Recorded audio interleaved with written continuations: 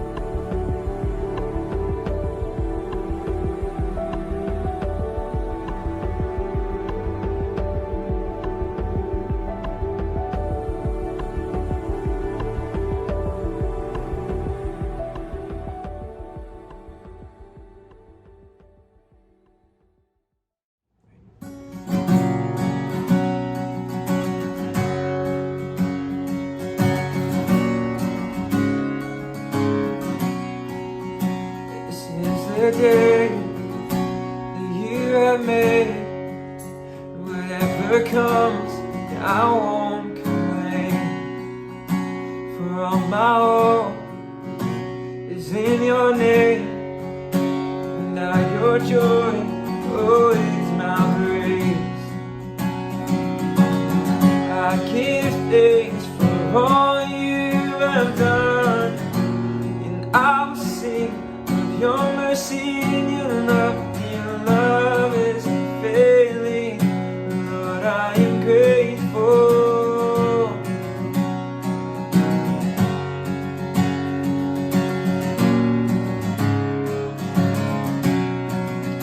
When I was down, you brought me out and set my feet on higher ground. So here I stand, you are my God. Faithfulness, my solid rock. I give thanks for all you have done, and I will sing of your mercy and your love. Your love is unfailing. Lord, I am grateful. I give thanks for all you have done. Won't forget all the battles you have won. Your love is unfailing. Lord, I am grateful.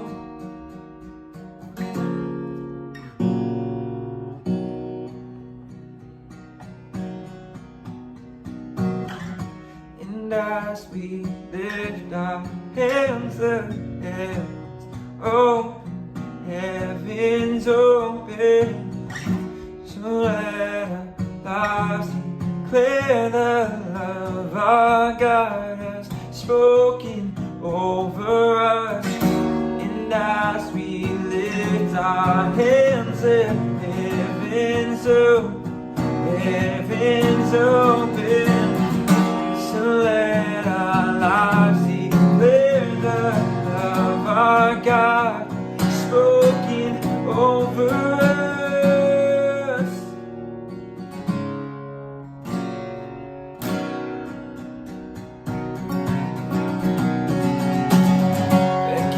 Thanks for all you have done, and I will sing of your mercy and your love. Your love is unfailing. Lord, I am grateful.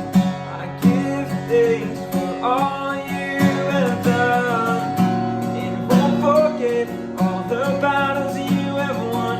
Your love is unfailing. Lord, I am grateful. Lord, we are grateful for all you've done. Yes, Lord, we are grateful. Hey, good morning, Gold Creek. Another day of inspiration, another day of 1 year Bible reading. Where we're going to be at today is a brand new book in the Old Testament. I gotta say, I'm a little jealous that Dan got to close the book of Job, because the last 3 chapters of Job are like, I think, the best chapters in the entire book of the Bible, because it speaks to every person's question that they have about why do bad things happen to good people, and it gives the perfect response. But that's not where we're going. We're in Ecclesiastes today. Ecclesiastes. But before we go there, I want to ask you a fun question. This is a question that I always ask people just because it's fun to think about. What's your dream car? If you could pick out any car in the world, what would your dream car be? And I actually want you to write it down in the comments right now. Right, what's your dream car? As simple as it is, or as expensive, as brand new as it could be, or as old, classic, what is your dream car? The reason why I ask you that question, the reason why I always think about that, for one, I love cars. I've always loved old cars and new cars. Specifically, I love old classics. You know, I think for me, I would have 2.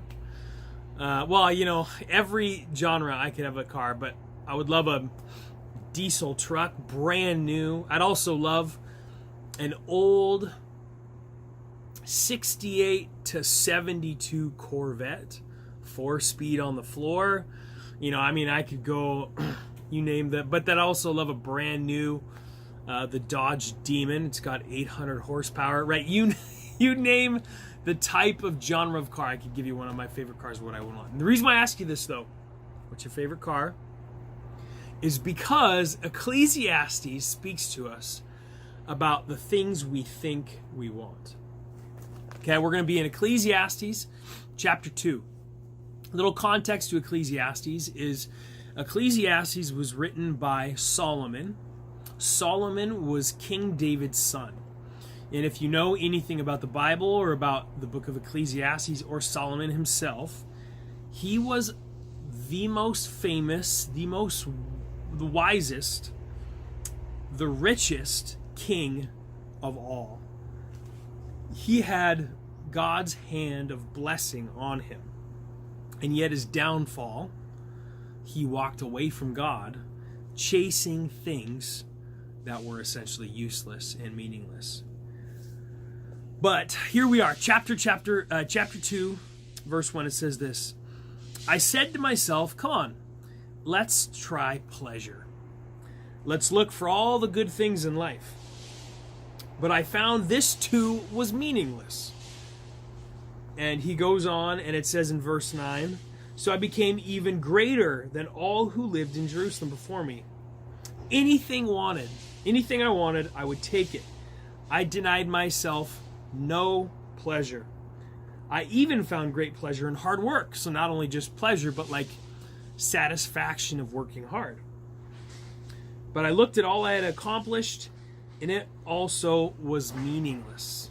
Like a chasing of the wind. There was nothing really worthwhile anywhere. So it's kind of interesting. This whole book can be wrapped up in that verse, essentially, where he's saying, everything that you want, that you have a desire for on this earth, is meaningless. It doesn't mean that we need to live in a cave and we need to deny ourselves everything, right? But he speaks specifically to the fact that everything on this earth that we chase after is meaningless. Your brand new cars, right? Your old cars, your brand new house. What he's saying is those things are all well and good, but they're meaningless. They're totally meaningless. And when I was thinking about this, I was thinking that it's still true today. And you still hear stories of these people that are the same way. Actually, I just listened to a podcast a couple of weeks ago, and I was listening to Elon Musk, the CEO and the founder of Tesla, SpaceX, genius. What he said, he's been a billionaire for quite some time. He said he recently has sold everything.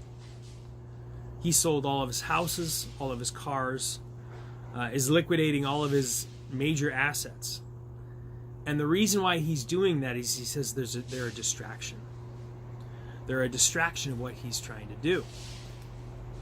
And you could look at other aspects of life and hear people who were chasing after pleasure and sex from all over the place, and that ended up meaningless for them.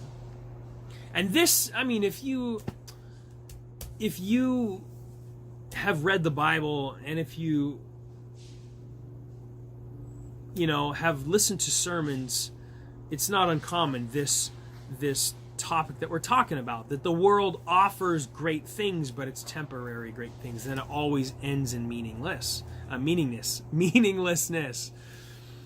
But theoretically, it makes sense for all of us. But here's where I was going with it, is how do we do this for us on a normal daily basis? Do you deny yourself all the things in life? Do you not have the cars that you want? Do you not buy the house that you want? No, that's not what I think. But here's what I do think. And here's what I think it is biblical.